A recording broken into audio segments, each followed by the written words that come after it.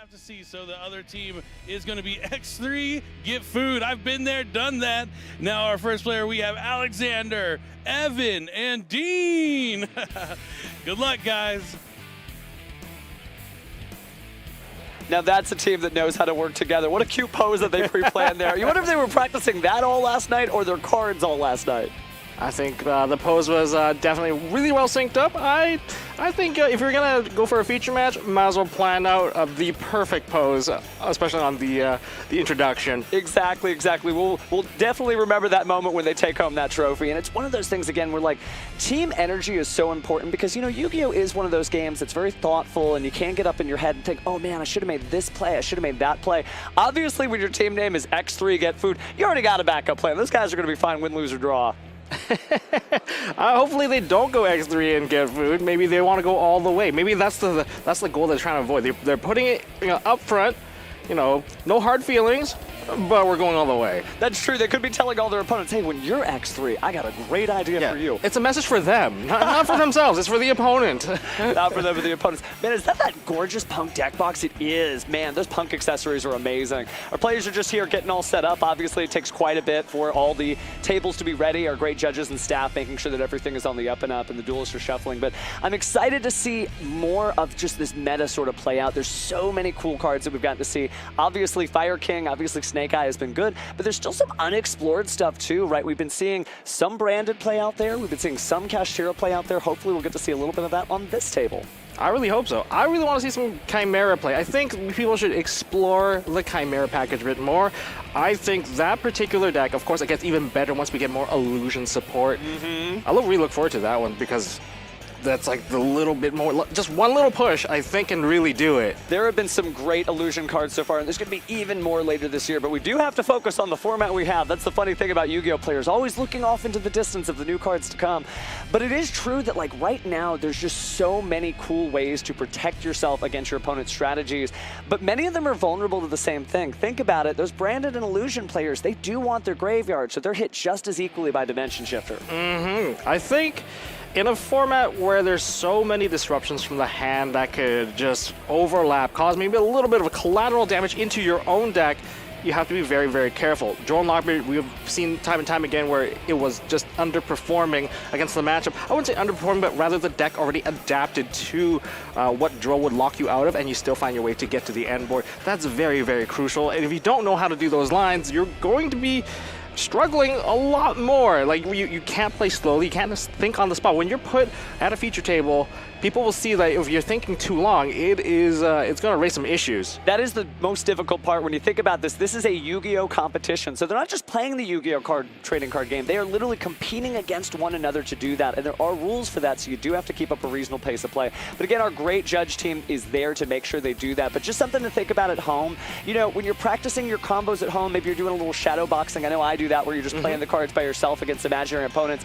You really need to imagine after that first cool card that you search from your deck to your hand, there's the Droll Lockbird. The first time that you decide you're going to add something to the graveyard, there's the Dimension Shifter. You have to imagine those worst case scenarios. That way when you're up there on the top tables, maybe it's not really that bad. Okay, yeah. Well, hopefully our opponents are completely versed in that. They seem like they're all in good spirits. Nobody seems like they're particularly nervous up there. Obviously, you don't get this far in the tournament without a little bit of a good sport there. We do see the records are a little bit mismatched there. You'll see that on the GVYC there, they're going to have 2 wins and 1 draw, and then on the other side, it's going to be 2 wins and 1 loss. We're going right into it to find out who's going to get the wins and who's going to get the loss in our Round 4 Game 1 feature match. So we are at Table B. We have Sam versus Evan. And the deck list, we have our Despia branded and Kashtira, another blast from the past. Yeah, a little bit of shades of Master Duel, certainly great decks in their own right, and both of them are really well equipped to face this fire format. But it's time to find out who's going to go first. Looks like it might be... Okay, it's going to be Despia branded. Okay. So Sam's going to go first. Starting off with the Albion, we're going to send a card into the graveyard for cost, and then we're going to resolve the effect depending on what that is. Likely going for the draw. Yeah, usually you're just going to send that Fallen Elbaz for the draw and then send Albion. Oh! Branded Fusion. Okay. Oh, there must be some way to load that back into the hand. There are many, many ways for the Despia branded deck to manipulate the graveyard, to retrieve resources. This is one of those ways. I think that we're going for that type of setup. Interesting. We might end up seeing Gimmick Puppet Nightmare before we know it, but we did just draw a card here. Let's see what is coming up next. And by the way, beautiful copy of Branded. Just ultimate rare. Amazing ultimate rare from the OTS packs. Okay. Thank you. Okay, we are going to see Nadir's Servant.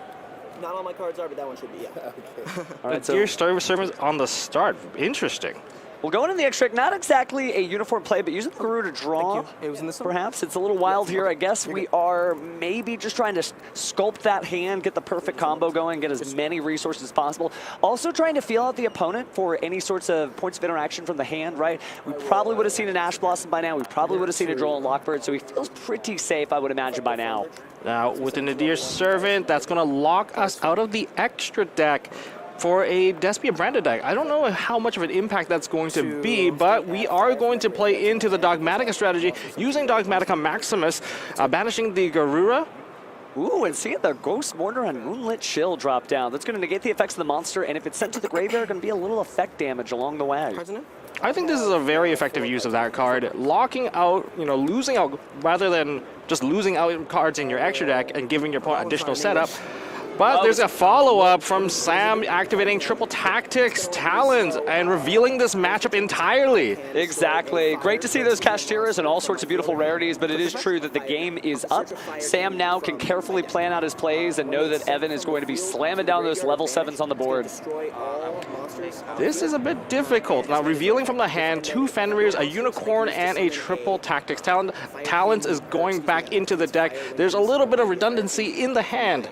Yeah, there's not really a way that you can escape those Kashtira. Obviously, the Unicorn can go for the Fenrir and vice versa. There's a lot of cool plays you can make, obviously, by grabbing those spell cards from the deck. And attempt to use Nibiru. And is this going to lock up the rest of the turn? We're going to see a couple set now. Don't write off the Despia branded yet. They can fuse on your turn as well. Let's not forget about that. They absolutely can. It's our turn, remember? Shades of Super Polymerization there. Oh, Fusion Duplication has been activated. That's what the setup was for with the Albion. That now we get to play branded Fusion on your turn. Great play. Let's see what kind of monster he makes based on the materials we're sending to the graveyard. So that's actually a very interesting trap card. Being able to copy the effect almost feels like the Predaplant Verte Anaconda almost.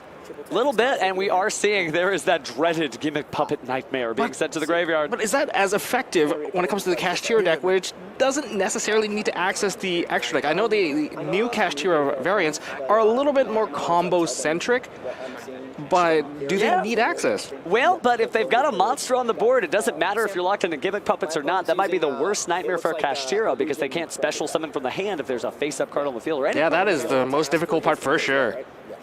It's almost like giving just a token or something. It doesn't matter what it is. If there is an empty board, that's what Kashtira wants. And if there's not, things are not going according to plan.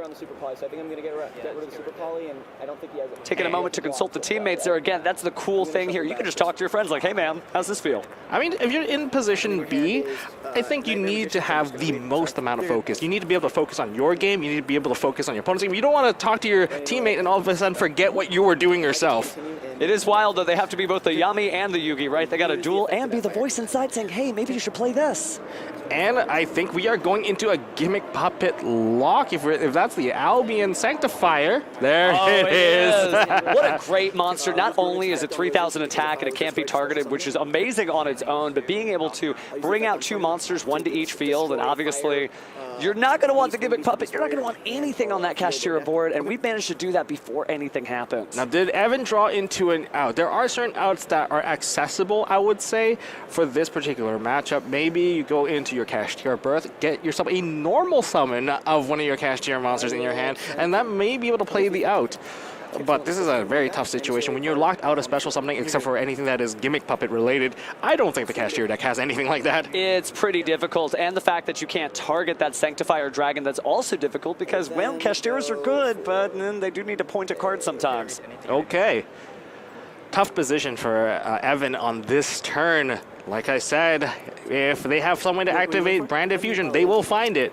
And it's not just branded in red. Now they're using Fusion Duplication. It is it is wild. The fusion duplication is great. Anytime a deck that relies on fusion spells flips over a trap, you're in trouble because usually it is just all spell cards for the most part, but he has made a great use of that.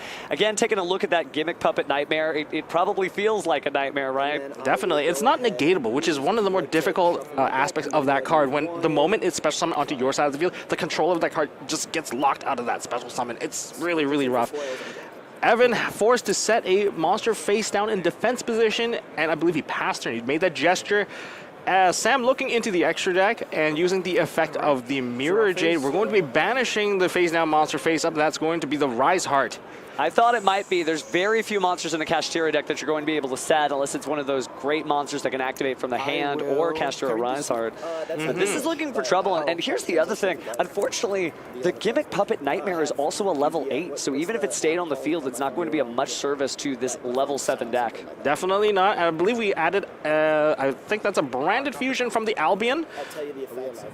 That means we have another branded fusion live.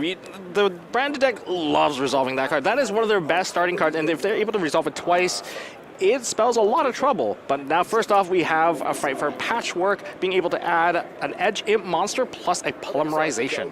Very strong card, saw a lot of play right from the start when we started seeing the Albaz cards, especially in the Strike of Albaz structure deck.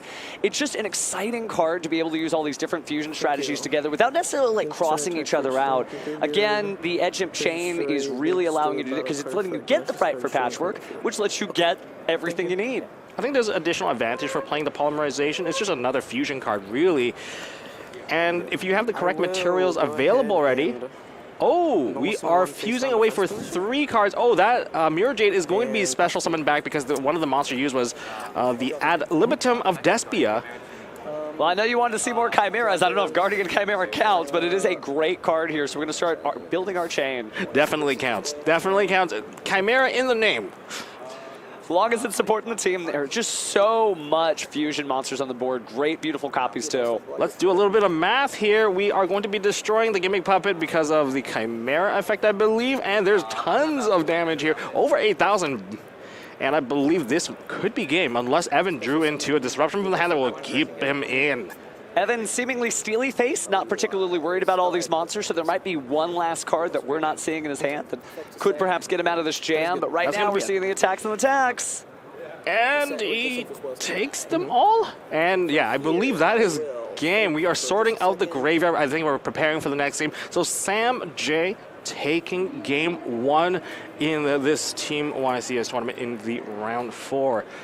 Again, think about it. We talked about how all these different decks are out there, but they all can fall to Dimension Shifter. And really, Kashtira is like the arch nemesis of this deck. It can banish everything. It doesn't have to worry about it.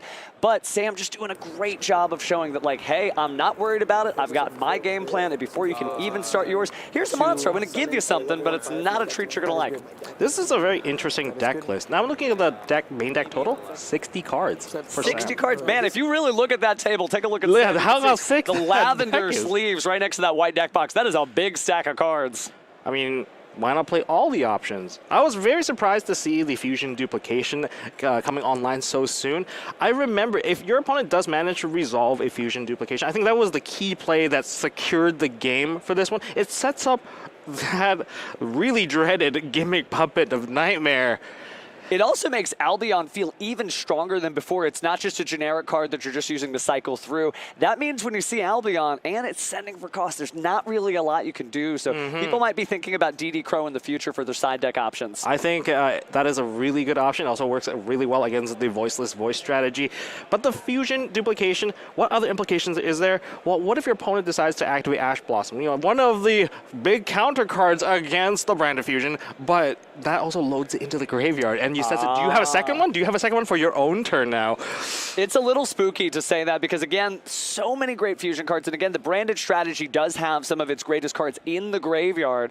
But at the same time, the fact that you just can't stop them. Think about it. Imagine if he opened the branded fusion. He plays the branded fusion. They stop the branded fusion. Okay, set fusion duplication. Your turn. We're going to do this again in just a second. Exactly. It's a really rough spot. And it's something that a lot of people don't account for because a lot of people don't realize that the branded strategy have shifted into adding the fusion duplication. It's such a powerful card. It's one of the newer cards that came out recently. Crazy though, when you think about a 60-card stack, he just happened to get luck of the draw, everything he needed, that good. I mean, it was also very interesting that the Nadir Servant was also activated, because when Nadir Servant was activated and they start seeing like the fusion cards, you feel like, oh, maybe they're tripping over their own play, but this was perfectly weaved together just so that the lockdown of Gimmick Puppet was going to happen unless you had some way to disrupt it. But what made it worse was the triple tactics that got the peek into the hand where like, oh, I'm guaranteed to resolve this, I am going to do it, I got rid of your triple tactics. You're not going to be able to draw additional cards to dig for the out. It's pretty crazy when you think about it. That didn't have to be Gimmick Puppet Nightmare. That could have been anything. It could have been. You could have been Fallen of Elbaz on his field, and that still would have been too much of a problem because, again, what makes Kashtira great can also be its greatest weakness. Yes, they can pile on those giant monsters onto the field, but they can only do that on an empty field or with the effects of their spell cards. So once you have that Gimmick Puppet Nightmare, the nightmares do begin. So how do you think that these players are going to side into each other? I mean, these are pretty well-known matchup, you know, about a year ago, 1 season ago, almost, like 2 seasons ago. It's difficult because many of the things that would work against other decks, they aren't just perfect against it. So imagine we've seen a lot of soul releases across the board because it's so strong against the Fire King strategy. It can be very strong against the Snake Eye strategy too. But that is an effect that activates in the main phase. The main phase is frankly too late for a lot of these Sanctifier loops. You really aren't going to be able to get ahead of the Gimmick Puppet Nightmare before things happen. I hope that maybe we're going to see Forbidden Drop. I think there's been like a rise in the trend of Forbidden Droplet. There's actually interesting ways that you can use Forbidden Droplet to bypass Drone Logbird. As a turn player, you can say you activated a card that would add a monster into your hand, and then during your turn, when it resolves, you get to activate the first card if it's a quick effect because we're still in resolving the chain. So you just activate, drop, and throw a monster. Now you can't chain a Drone Logbird because you added a card, and that just completely just disrupts the entire opportunity to use the Drone Logbird. Now, I'm interested to see if the Ghost Mourners stay in this deck. I feel like Ghost Mourner and Moonlit Chill, it's an excellent card. It does so much in so many different scenarios, but I don't feel like just a one-off negation is going to be enough to really stop this branded onslaught. Yeah, this is, I think Sam has quite the advantage, but right now, we're getting ready into game number 2. All right, let's see who decided to go first. I probably would be wanting to go first if I was Evan. Yeah, definitely want to get that set up. At least this is one matchup where you know you're not going to get hit by the D-Shifter. In fact, if you get hit by Dimension Shifter, you're okay with that. Hey, there's the Dimension Shifter. Speaking of Dimension Shifter, right there. Well, that puts Sam on the back pedal now. No access to the graveyard. That means the Fusion Duplication is not going to work out this time. And that does really help because, again, now you can play a little bit more confidently. We're seeing that extra deck just slung through for Pot of Prosperity. Time to reveal 6 cards. Sure, there's half damage, but oh wait, there's no battle phase this turn, so it doesn't feel that bad. Also, with the Dimension Shifter already landed, we're not going to worry about Drone Logbird. Drone Logbird needs to be sent to the graveyard to resolve it properly. There's a Drone Logbird right there, but don't think we're going to see that added to hand while we're under Shifter. Probably not, but man, gorgeous copies from the Megaton of Kashtira Birth. I definitely need to trade up for some of those. Those are amazing. Birth, very powerful. Right when they came out. Looks like we are going to take the Birth, and Birth is such a great idea here because, again, once they activate a spell card and they have 3 or more cards in the graveyard, then you can go ahead and banish 3 cards from the graveyard and maybe get those painful assets out of the way. So while Dimension Shifter will cover you for next turn, you've got great options for later. And that Kashtira Birth, your opponent has to activate spell cards to get those fusions in. And if you're able to just banish all the options, it hurts a lot. Take away the Fallen of Albaz, especially when you banish it face down, you don't have access to it anymore. And now we're going to special summon out Kashtira Unicorn. Unicorn being able to add a Birth? Looked like a Birth, yes. You too, man. So probably means we already have Kashtira Theosis in the hand. There's the Theosis. Oh, wait, hold on. That is a Birth. I think there's another monster we're going to summon. It's going to be the Ogre. Likely, we're going to be playing the track either Big Bang or Preparation.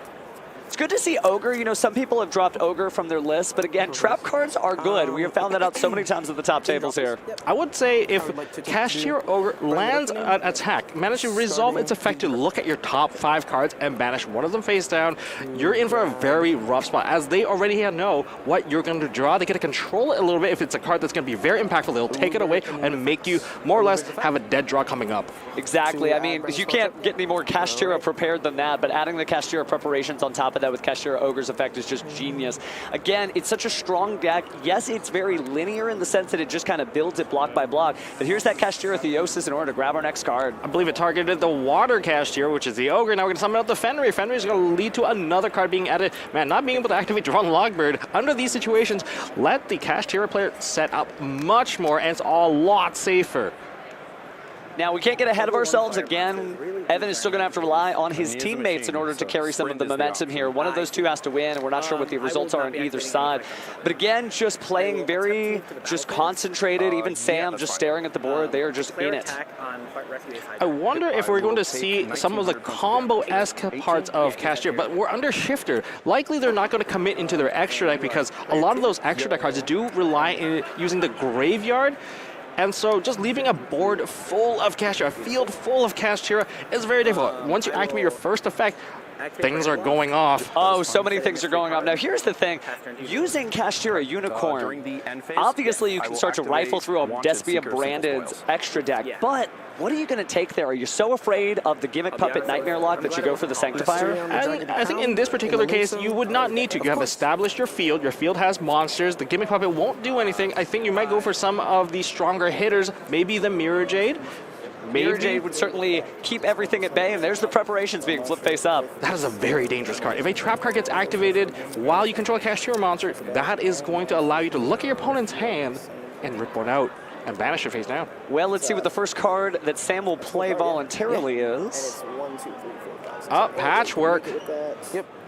That's okay. Now, the branded birth, sorry, not branded birth, Kashtira birth, let me go ahead and get ahead of myself here. That's not going to, get any value at this moment because everything's getting banished. You're not going to be able to set up the additional 3 cards in the grave just yet. That's a future plan. It is. Evan was very excited. If you caught that, he looked immediately at the Kashtira birth before letting his opponent go ahead and resolve the effect because it's not quite there yet. Dimension Shifter doing most of the work here. But we have added our cards from the Fight for Patchwork. Let's see what happens next. Face up. Well, while under Shifter, you're not afraid of getting drolled either, so there we go. There's some benefit. Oh, Cosmic Cyclone targeting the face down card. And it is just another Kashtira birth. Swing and a miss there. That's the tough one. At least the unknowns are now known. Now, Preparation has an additional effect. Don't forget, you could special summon one of your banished Kashtira monster or summon one from your hand. Actually, if you think about it, both Birth and Preparation are capable of summoning from hand and summoning from the Banish. Well, it'll help because if anything bad happens, oh, speaking of which, here comes Dark Ruler no more. Very powerful card, turning all of the Kashtira monsters offline now, but there will be no battle damage or any damage of any sort going to Evan. I think at this point, Sam is just trying to establish a board, unless we're just setting a monster face down. We're setting a card and activating Polymerization. That is a 3 material one. That is very smart, not letting the Unicorn take away the Guardian Chimera. Guardian Chimera is going to go off here. That's going to be able to draw 2 cards and also destroy 1 on the field. Now, taking a look here on our chain links, I wonder what it is that you're going to destroy. I mean, I'm always terrified of Kashtira, Fenrir, but the birth actually is important too, and so is the preparations. There's just almost too many cards to just make a meaningful pick and then basically be out of this jam. But looking at Sam, he actually took the play really, really well here with the Dimension Shifter, because one of the material was a Mercurier. And speaking of playing well, it looks like the blue team has taken each of the first games. So Sam has the backup from Julian and Anthony as well. And that means that X3 get food. Well, hopefully they don't have to get food soon. They've got another round at least. They've got another round, so nothing to worry there. But I think Sam's playing really well under the Dimension Shifter. It is a very tough place to be, but there are certain cards that do activate in Banish, such as that Mercurier. Being able to draw 2 cards, another very, very awesome option. I mean, even some of the Despia cards, if they get banished, you do get additional cards, but not having access to the graveyard does hurt. And we are losing the second copy of the Birth. 2 birds down, 1 to go if he's even running it. It does help that getting rid of those spells means that future spells are going to be safe. And so now we're going to draw 2. For now. You never know with Kashtira, right? They can always jump back in, but it looks like we're going to go banish that Albion. Okay, drawing more cards.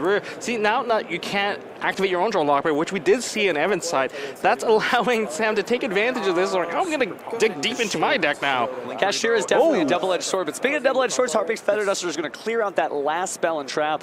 So doing a great job of just clearing out all the Kashtira cards. Obviously, we're not going to be battle damage this turn, but that may not matter if Sam is able to basically rifle through all of Evan's strategy and leave him with maybe a monster or two. Now, lucky for Sam, he did recover a couple of cards along the way. That Feather Duster probably come in pretty useful, as Kashtira are able to recover resources from Banish as long as they have additional Theosis, which you still have access to Unicorn. You can still get additional Theosis. If you can banish that Theosis, which is pretty easy within the Kashtira strategy, you can start getting back some of your Banish cards, including the spells. I feel like we probably would have seen the Feather Duster sooner if he had it. It might have been drawn from Allure of Darkness, but obviously Feather Duster for one is a thing since that card came out so many years ago. And now we're getting to see fusion deployment. We're trying to avoid hitting the graveyard as much as possible. Now, that particular copy of Guardian Chimera, that can be targeted because that polymerization is banished thanks to the Dimension Shifter. So shiny, you can hardly see it, but I believe that's Blazing Cartesia on the field. Yes. It is. Ooh, we are now playing the branded opening. We're going to set up the strategy. Wow. Now, it hurts so to many discard plays. that super poly. Oh, yeah, so many plays for Dave. But there's a Luber, the Jester of Despia. So getting those resources back. Sam is committing pretty hard into this particular play, as everything that he plays now is getting banished. And Fusion Deployment, just such a great card. It shows that fusions have come along such a long way. I remember when King of the Swamp was first released. Wow, this is the height of fusions. And now we have all these great cards to really let you maximize this game mechanic. So Sam summoned out one of their favorite monsters, Aluber. What a good monster. Just really incredible. Good, really good. Now, it may not hit the graveyard to get its powerful graveyard effect, but it does look like we're going to do Branded Fusion here. I think Sam needs to clear out this field. You can't leave the Fenrir, you can't leave the Unicorn, and you know you don't have access to the graveyard, so a lot of the follow-up that usually comes from the branded player, there's just no access. You need to be able to answer everything here. Evan kind of looking not too solid in terms of like the resource in hand, and so if all the monsters here get destroyed, this is going to be a very pivotal moment for Sam to kind of regain the tempo. No, you're absolutely right. Sam, if he is not going to lose to Team X3 Get Food, he needs to clean off his plate, so there is no food left to get. Well, there's going to be no damage done, so guaranteed Evan will get a turn back. But this is a difficult situation. Without Wraitsoth, nothing boosting up the attack. So we already have one monster accounted for, thanks to the Guardian Chimera, having such a very, very big stat line. But Sam committing into making bigger monsters, that's also going to drain out his own resources. The deck keeps going and going. The good news, playing a 60-card deck, you've got plenty more cards left. And we get the Lubellion. Now, Lubellion definitely helping. Does Lubellion have the... What was the cost for the Lubellion effect? Did not quite catch that, although if you were overhearing, we just had our time called. Remember, that's just for the main event, so that's not going to affect the 22 some odd minutes we have left on the clock here. But again, it's true that, this deck likes to banish and it likes to reuse cards from its banish pile, so the Dimension Shifter may just be accelerating the strategy more than it's actually slowing it down. Well, of the two monsters that likely are going to be cleared, there's going to be the Unicorn and the Fenrir. The two that would give you the most amount of resources are the ones being cleared off the field. No, I'm definitely not worried about Kashtira Ogre at that point. Obviously, it's a big body, and certainly it can disrupt your plays, but it's not doing the same thing as Unicorn, which would be going through your extra deck, and it's not doing the same thing as Fenrir, which would be clearing out your field. So the copy of Lubellion was able to attack because it did not use the effect. I think Sam ran out of resources, and I think that was the intention, just to get a monster just large enough to run over the Fenrir. We've got that play down. Sometimes cards are good because of their effects, sometimes they're just big bodies, and Lubellion happens to be both. But oh, a classic here. Enter the code left, right, AB. We're taking a monster. We are taking the Guardian Chimera of all cards. It's very difficult here because there's also the Cartesia. I think Cartesia can perform a fusion. And it looks like she is. So enemy controller is certainly a powerful card, but the graveyard is back, and putting a Luber, the Jester of Despia, in the graveyard now is insane. Oh no, and now we have a negate on the field, which is going to be the Predator Plant, Dracossack. Just an incredible card. Not only does it put a Predator Plant counter on a card, negating its effects, but it changes it to level 1, which can be detrimental to the Kashtira strategy. They love the level 7s. It's a great follow-up for Sam, because even if Evan right now has a Kashtira monster, it's likely just going to be negated. And the Predator Plant is stronger than most Kashtira monsters, except for Ogre. Evan seems to be smiling. He's only got one card. This may be the end of this duel, but remember, we do have 2 out of 3 matches between the different teams, so we might be able to peek into them. We'll see. The 60-card deck versus the 40-card deck. And we do have a unicorn. Oh no, that Dracossack is going to put in quite a bit of work. Exactly. Now, Kashtira monsters are strong, but their effects usually happen after the fact, so attempting to activate the effect here, all you need to do is slap that Predator Plant counter. It'll be negated, and it'll be too late for Kashtira Unicorn to be able to reply back. So in this case, even with the Unicorn, what a great card.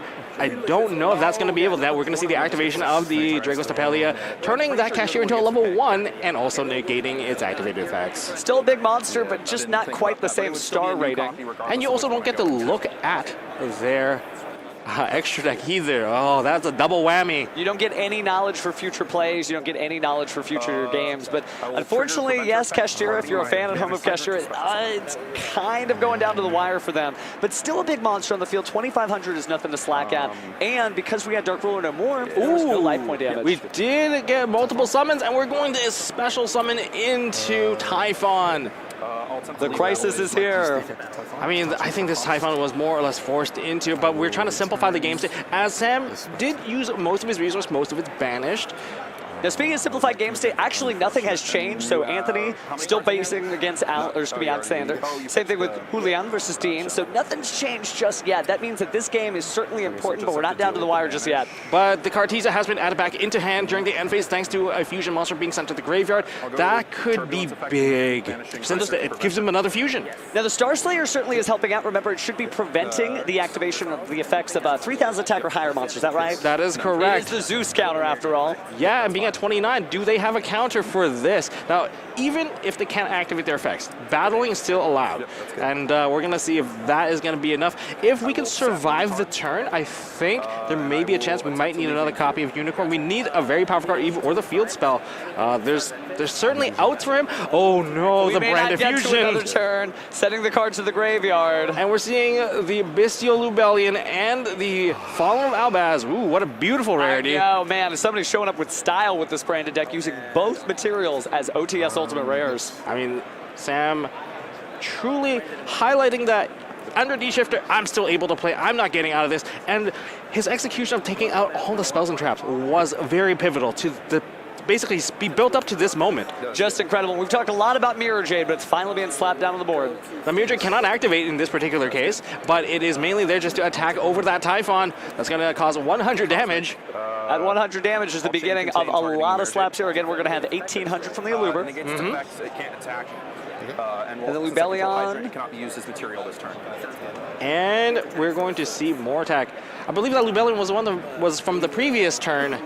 There's a lot of damage coming down. Just so much. It's incredible how this deck just continues to put bodies on the board. Now, we've seen that work against it, right? Branded is not invincible, and when you eventually claw through all of those effects, it may not add up to game, again, because they're not really doing a whole lot other than just putting resource on the board and sort of recurring.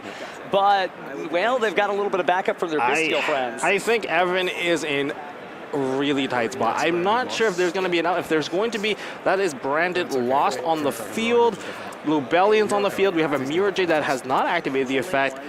You need to play through 2 cards now. You're absolutely right, and it looks like Evan has no cards in hand, so there is not really a lot in the Kashtira strategy where a single card is going to get you out of this. For the most part, and there's the Branded Red being set. Branded in Red, there's going to be additional fusion. Now, there's not going to be Guardian Chimera to my knowledge because we already see it being banished right there, but there's just so many things you can still fuse into. And you can even lock them up, maybe get some burn damage in with some of the other Despia cards. Would be a little scary if that's the case. Drew a card. Is it the perfect card? I mean, the heart of the cards is the thing sometimes. Lucky is a part of skill. So, I think Sam's playing this really, really well. Just showcasing his knowledge about his own deck. I mean, I'm pretty sure he's run it back through and through. Well, the good news is this is a deck that you can play test in multiple different formats, but Kashtira Fenrir is a great way to get back in the game. And that is not happening. We're never letting that one stick. Great top deck. Wishful thinking, though, unfortunately, for us Kashtira fans. They're extending the handshake, and they fist bump, and Sam takes this one 2-0 for this particular team match.